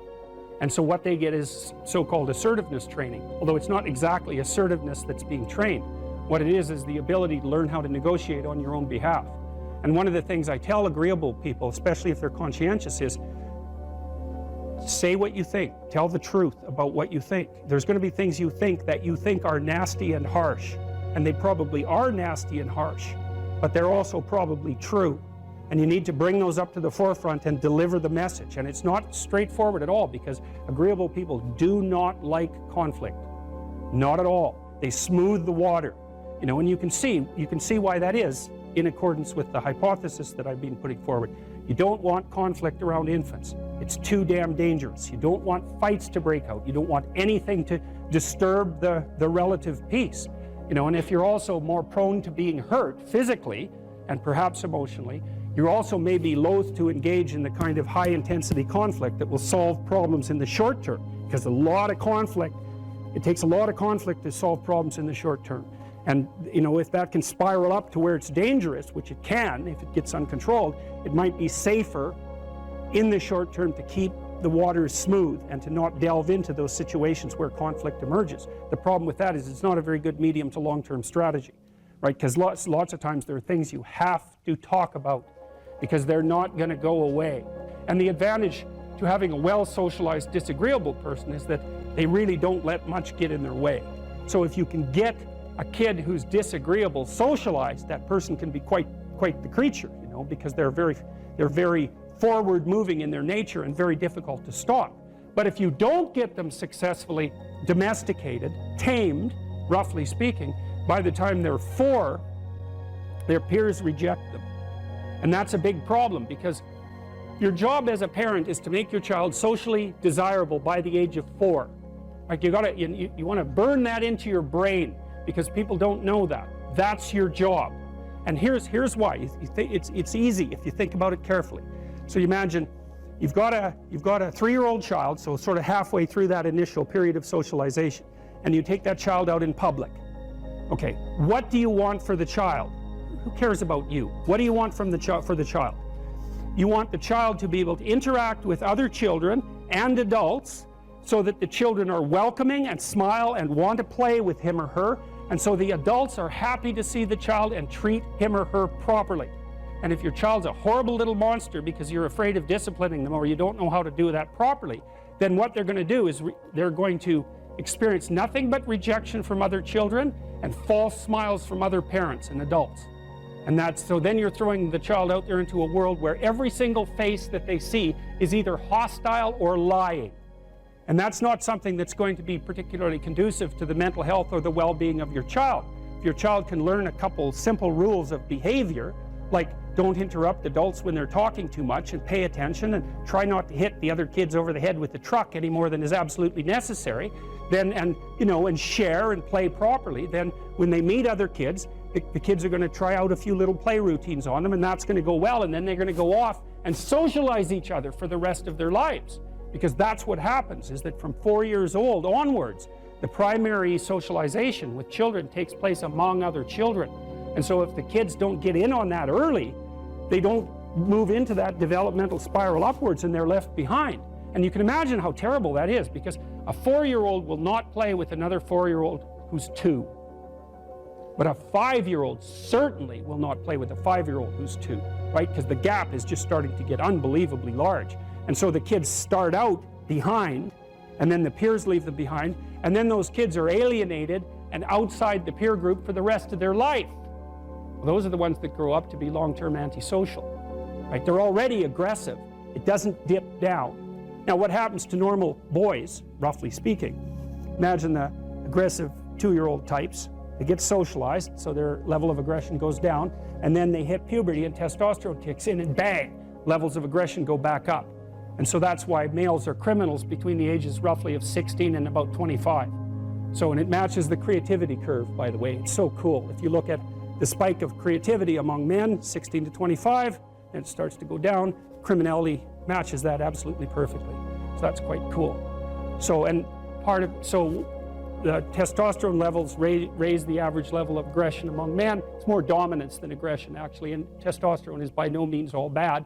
And then it starts to decrease at about age 25 or 26, which is usually when men stop staying up late at night, stop drinking as much, develop a full-time career, and take on the burdens and responsibilities and opportunities that are associated with a long-term partner and family. And so, well, so that's the development of what I would call predatory aggression, because I also think that the agreeableness distribution is probably something like predatory aggression versus maternal sympathy. It's something like that. So if you look at other mammals that are predators, because we're predators as well as prey animals, if you look at other animals like bears, the male bear has absolutely nothing to do with the raising of the infants. In fact, the female bears will keep the male the hell away because he's likely to kill the infants and maybe even to eat them. So there's no maternality at all in solitary male mammalian predators. It's really useful to investigate the viewpoints of people who have opposing views to yours, because they'll tell you things. Not only will they tell you things you don't know, they'll also tell you how to see the world in ways that you don't see it. And they'll also have skills that you don't have, that you could develop. So for example, if you're an introverted person, it's very useful to watch an extroverted person, because the extroverted person has ways of being in the social world that aren't natural to you, that you can use to improve your toolkit.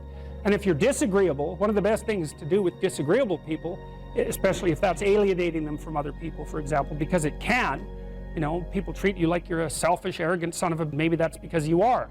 It's like, okay, so what do you do about that? One of the most promising treatments, let's say, for that is get the person to do something for someone else once a day, just as a practice, and learn how to do it. Maybe you can wake the circuit up, you know, if you think that it's lying dormant in you, which is probably right.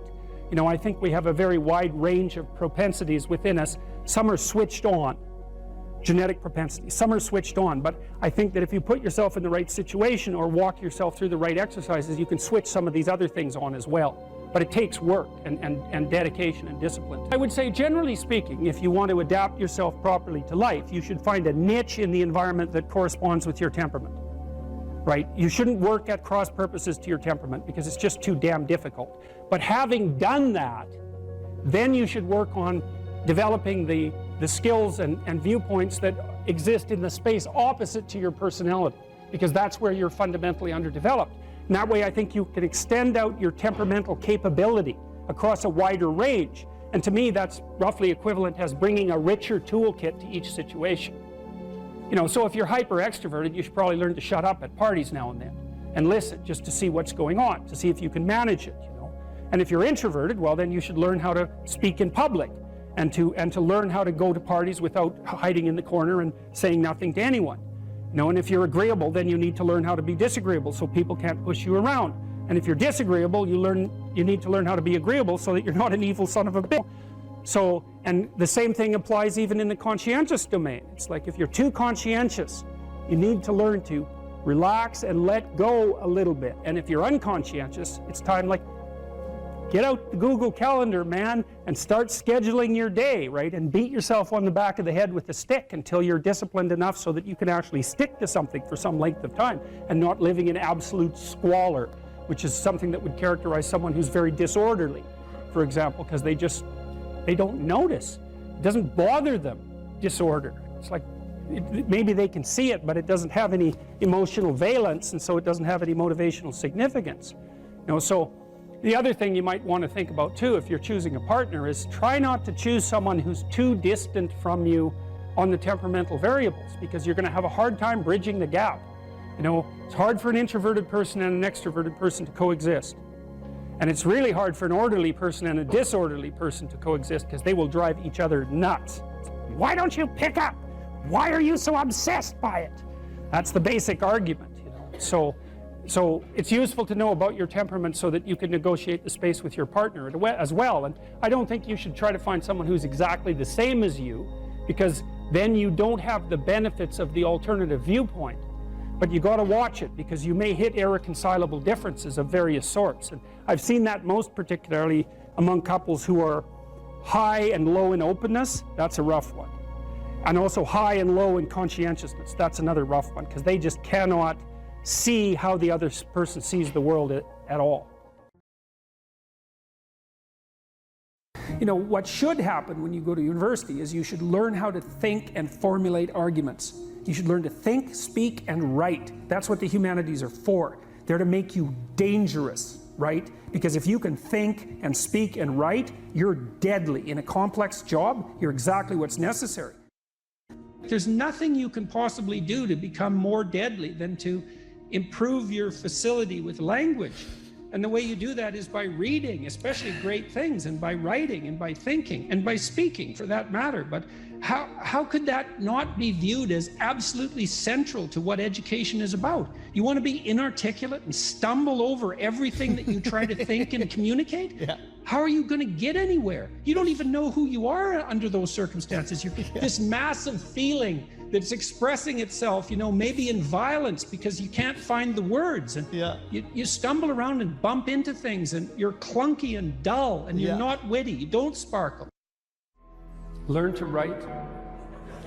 I'm dead serious.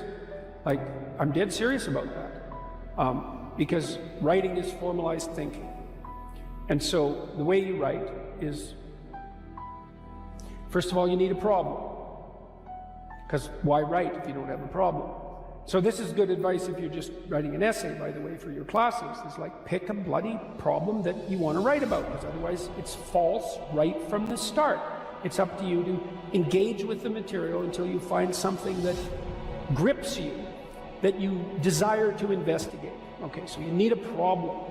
Well, the next thing you need to do is, you need to have something to say about the problem. Well, so, reading. Reading is really good for that. Read as much as you can. Get your hands on that addresses the problem. Okay, so now you know a bunch of things, or at least provisionally know them. You at least have access to them. Well, now you start sorting through it. It's like, okay, well, maybe I need to summarize what I've learned, and then I need to iron out the contradictions between what I've learned, and I need to elegantly formulate that, and I need to get my word choice right, and my phrase choice right, and my sentence choice right, and I need to organize the sentences into proper paragraphs, and the paragraphs into proper sequence, so that I have a coherent argument. And at the same time, what you're doing is you're integrating your own personality at the highest and most abstract level of organization, and you're sharpening your tools, and you're putting yourself straight, because you're learning to think. You learn to do that by writing. Many years, you hone your words. They're the most powerful thing about you, bar none. If you are an effective writer and speaker and communicator, you have all the authority and competence that there is. And so you're at university. Maybe you're taking a humanities degree. Well, what's the humanities degree for? It's to teach you how to think. You learn to think by writing. Now, there's more to read, to speak, and all of that, but the best thing you can do is read and write every day, a couple of hours every day. Write about things you find important, and see if you can discover what you believe to be true. And that'll build you a foundation, and it's unbelievably practical. Like, if you look at people who are phenomenally successful across life, there's various reasons, but one of them is that they're unbelievably good at articulating what they what they're aiming at, and strategizing and negotiating and enticing people with a vision forward. It's like, get your words together, man. That makes you unstoppable. And that's the core of the humanities, that idea. Get your words together. Make yourself an articulate creature, and then you're deadly in the best possible way. So, and take that seriously. The best thing you can do is teach people to write, because there's no difference between that and thinking. And one of the things that just blows me away about universities is that no one ever tells students why they should write something.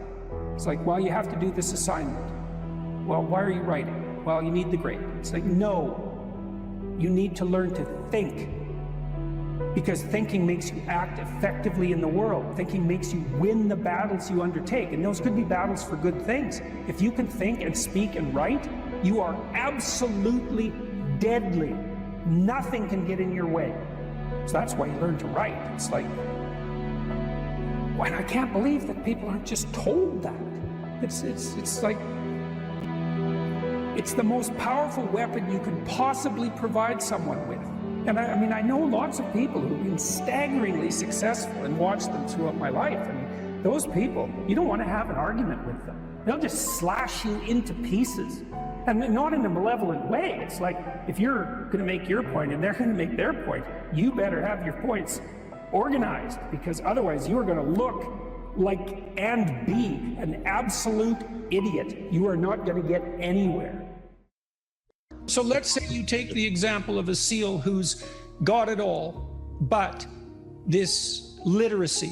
What happens to him compared to someone who has all those skills?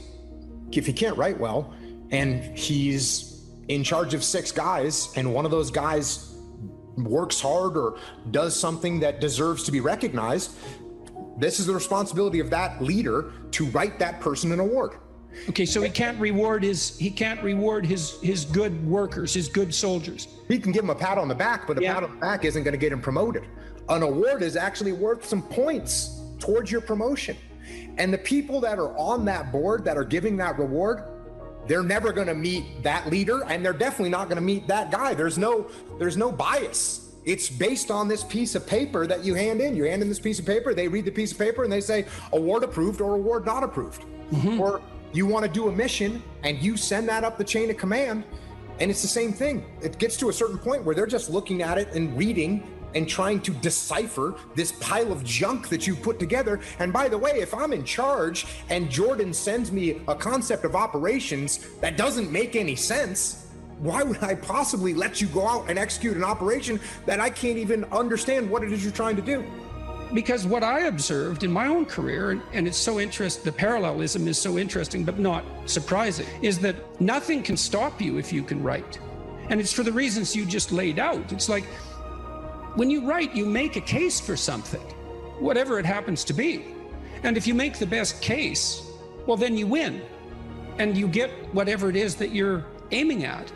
And so you're adventurous, you want to make a mark, is you bloody well better learn how to write.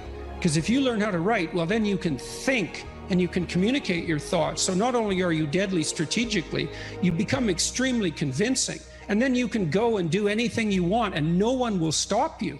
And that's never told to people. And I don't really understand why. You know, you hear the pen is mightier than the sword, which is just a cliche unless it's fleshed out. Your attention, for example, is mediated by unconscious forces. And you know that perfectly well. And this is another Freudian observation. You know, if you're sitting down to study, for example, your conscious intent is to study. But you know perfectly well that all sorts of distraction fantasies are going to enter the theater of your imagination non-stop and annoyingly. And there isn't really a lot you can do about that except maybe wait it out. You know, so you'll be sitting there reading and your attention will flicker away. You'll think about, I don't know, maybe you want to watch Jane the Virgin on Netflix or something like that. Or maybe it's time to have a peanut butter sandwich. Or you should get the dust bunnies out from underneath the bed. Or it's time to go outside and have a cigarette. Or maybe it's time for a cup of coffee. Or it's like all these subsystems in you that would like something aren't very happy just to sit there while you read this thing that you're actually bored by, and so they pop up and try to take control of your perceptions and your actions nonstop. Maybe you think, well, this is a stupid course anyways, why do I have to read this damn paper, and what am I doing in university, and what's the point of life? It's like you can really get going if you're trying to avoid doing your homework, and then you might think, well, what is it in you that's trying to avoid? Because after all, you took the damn course and you told yourself to sit down. Why don't you listen? Well, because you're a mess. That's basically why. You haven't got control over yourself at all. And no more than I have control over this laptop. Okay, so there's the memory function of the unconscious, and there's the dissolutive function. That's an interesting one. The unconscious contains habits, once voluntary, now automatized, and dissociated elements of the personality, which may lead a parasitic existence. That's an interesting one. I would relate that more to procedural memory. You know, so what you've done is practice certain habits, whatever they might be. Let's call them bad habits. And you like those things to get under control, but you can't. So maybe when you're speaking, for example, you use like and you know, and you say a lot. And you've practiced that, so you're really good at it. And you'd like to stop it, but you don't get to, because you've built that little machine right into your being, right? It's neurologically wired, and it's not under conscious control. And anything you practice becomes that. It becomes part of you, and that's another element of the unconscious, a different part. And then there's a creative part, which is that, well, you know, you're sitting around and maybe you're trying to write something, or maybe you want to produce a piece of art or a piece of music, or maybe you're just laying in bed dreaming, and you have all these weird ideas, and especially in dreams, it's like, where do those things come from? And even more strange, one of the things that's really weird about dreams, and almost impossibly weird, is that you're an observer in the dream. It's like a dream is something that happens to you. Well, you're dreaming it, theoretically, so how is it that you can be an observer? It's almost like you're watching a video game or a movie, but you're producing it, at least in principle, although the psychoanalysts would say, well, no, not exactly. Your ego isn't producing it. Your unconscious is producing it. It's a different thing. It's a different thing. And of course, Jung would say, well, it's deeper than that. The collective unconscious might be producing it. It's, in some sense, it isn't you exactly, or it isn't the you that you think of when you think of you. And that's the ego from the Freudian perspective, the you that you identify with. That's the ego. And outside of that is the unconscious. The id, that's more the place of impulses. And you could think about those as the biological subsystems that can derail your thinking, right? And that govern things like hunger and sex and aggression and your basic instincts is another way of putting it. And it's a reasonable way of thinking about it, because these are subsystems that you share with animals. You share them certainly with mammals. You share most of them with reptiles. You share a lot of them with amphibians, and even going all the way down to crustaceans. There's commonality, for example, in the dominance hierarchy circuits. And so these are very, very old things. And the idea that you're in control of them is, well, you're not exactly in control of them. And I would say the less integrated you are, the less you're in control of them, and the more they're in control of you. And that can get really out of hand, you know. You can be, like with people who have obsessive compulsive disorder, for example, which seems to be, I would say, the dissolutive elements in some sense of the unconscious, the way that it's portrayed here. Poor people with obsessive compulsive disorder, they can spend half their time doing things that they can't really control, and they have very strong impulses to do them, and it's very hard on them to block them. You know, they'll almost panic if those things are blocked. And then you have people with Tourette's syndrome, you know, that they'll be doing all sorts of weird dances and spouting off obscenities and imitating people without being able to control it, and sometimes a little bit of antipsychotic medication can dampen that down, but it's as if there are these autonomous semi-spirits inside of them that grip control over their behavior and make them do things. And you know, you find that to some degree in your own life, because maybe you've become very attracted to someone, even maybe you don't want to be attracted to the person, and then you find yourself, you know, texting them when you know perfectly well that you should be going to bed, and you know, you're in a grip of something, and you can't control it, and that's all part of the unconscious and all part of what Freud was studying. People don't get what they want is because they don't actually figure out what it is. And the probability that you're going to get what would be good for you, let's say, which would even be better than what you want, right? Because, you know, you might be wrong about what you want easily, but maybe you could get what would really be good for you. Well, why don't you? Well, because you don't try. You don't think, okay, here's what I would like if I could have it. And I don't mean in a way that you manipulate the world to force it to deliver you goods for status or something like that. That isn't what I mean. I mean something like, imagine that you were taking care of yourself like you were someone you actually cared for. And then you thought, okay, I'm caring for this person. I would like things to go as well for them as possible. What would their life have to be like in order for that to be the case? Well, people don't do that. They don't sit down and think, all right, you know, let's figure it out. You've got a life. It's hard, obviously. It's like 3 years from now, you can have what you need. You got to be careful about it. You can't have everything. You can have what would be good for you, but you have to figure out what it is, and then you have to aim at it. Well, my experience with people has been is, if they figure out what it is that would be good for them, and then they aim at it, then they get it. And it's strange because they don't it's a strange thing. It's not quite that simple because, you know, you may formulate an idea about what would be good for you, and then you take 10 steps towards that, and you find out that your formulation was a bit off, and so you have to reformulate your goal. You know, so you're kind of going like this as you move towards the goal.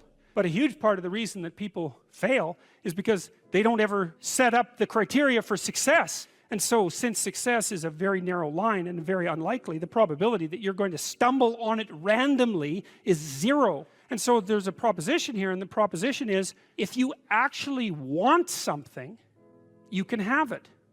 Now the question then would be, well, what do you mean by actually want? And the answer is that you reorient your life in every possible way to make the probability that that will occur as certain as possible. And that's a sacrificial idea, right? It's like, you don't get everything, obviously, but maybe you can have what you need, and maybe all you have to do to get it is ask. But the asking isn't a whim or today's wish. It's like, you have to be deadly serious about it. You have to think, okay, like, I'm taking stock of myself, and if I was going to live properly in the world, and I was going to set myself up such that being would justify itself in my estimation, and I don't mean as a harsh judge, exactly what is it that I would aim at? Sit on your bed one day and ask yourself, what remarkably stupid things am I doing on a regular basis to absolutely screw up my life? And if you actually ask that question, but you have to want to know the answer, right? Because that's actually what asking the question means. It doesn't mean just mouthing the words. It means you have to decide that you want to know. You'll figure that's out so fast it'll make your hair curl. If you concentrate solely on your career, you can get a long way in your career. And I would say that that's a strategy that a minority of men preferentially do. That's all they do. They work like 70, 80 hours a week. They go flat out on their career. They're staking everything on the small probability of exceptional status in a narrow domain. But it's hard on them. They don't have a life. It's very difficult for them to have a family. They don't know how to take any leisure activity. Like, they get very one-dimensional. Now, it may be that that unidimensionality is the price you have to pay to be exceptional at one thing, right? Because if you're going to be something like a genius-level mathematician, and you want to do that for, or a scientist, say, it's like, you're in your lab all the time, you're working 70 hours a week or 80 hours a week, you're smart, you're dedicated, you're unidimensional, and that's how you get to beat all the other people who are doing that. It's the only way. But the problem is, you don't get a life. Now, if you love being a scientist and you have that kind of focus of mind, well, first of all, you're a rare person, and second, you're going to pay for it. But fine, more power to you. But it's a risky business to do that. You sacrifice a lot for it. You know, and I would say most often, if you're speaking about having a healthy life, that isn't what you do. You spread yourself out more. So, you know, you have a family, you have some things that you do outside of work that are meaningful to you and useful. You have a network of friends. Well, those 3 things alone, or 4 things alone, are plenty to keep you well oriented. And then if one of those things collapses, you know, everything doesn't go.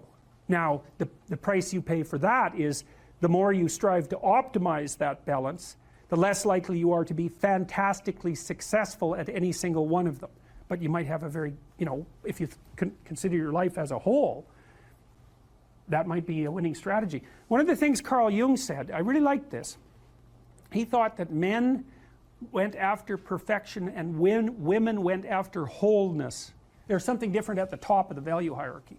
So perfection would be stake it all on one thing and look for radical success. Not that all men do that, because they don't, but we're talking about extremes, at least with regards to the men that do that. The wholeness idea is more like, well, it's like I want one thing in my life to be 150%, or I want 5 things in my life to be 80%. Well, there's a lot more richness in a life where you have 5 things operating at 80%, but you're not operating at any of them at 150%. So, and I really believe this because I've watched men and women go through their careers now for a long period of time, and one of the things that, there's lots of things that produce this, but one of the things that I've noticed is that mostly women in their 30s bail out of unidimensional careers. They won't do them. They won't put in the 80 hours a week that they would have to put in order to dominate that particular area. And it isn't, the reason that they won't do it is because they decide it's not worth it. And no wonder, because why would that be worth it? You have to ask yourself that. It's like, well, you want to be an outstanding scientist. It's like, okay, really, that's what you want, because that means that's what you do, because you're competing with other people. You know, they're smart, they're hardworking, and if you want to be at the top, you have to be smarter and work harder than any of them. And working hard means working long hours. I mean, it also means working diligently, but in the final analysis, it's also an additive issue. If I'm smart and hardworking and I can crank out for 70 hours a week, and you do it for 30, it's like, in 2 years, I'm so far ahead of you, you will never ever catch up. So, anyways, and I think partly, maybe part of the reason too that women are oriented that way more than men, I think there's 2 reasons. One is socioeconomic status does not make women more attractive on the mating market, but it does make men more attractive. And the second is women's time frame is compressed, right? Because guys can always say, well, I'll have kids later, and they can say that till they're like 80.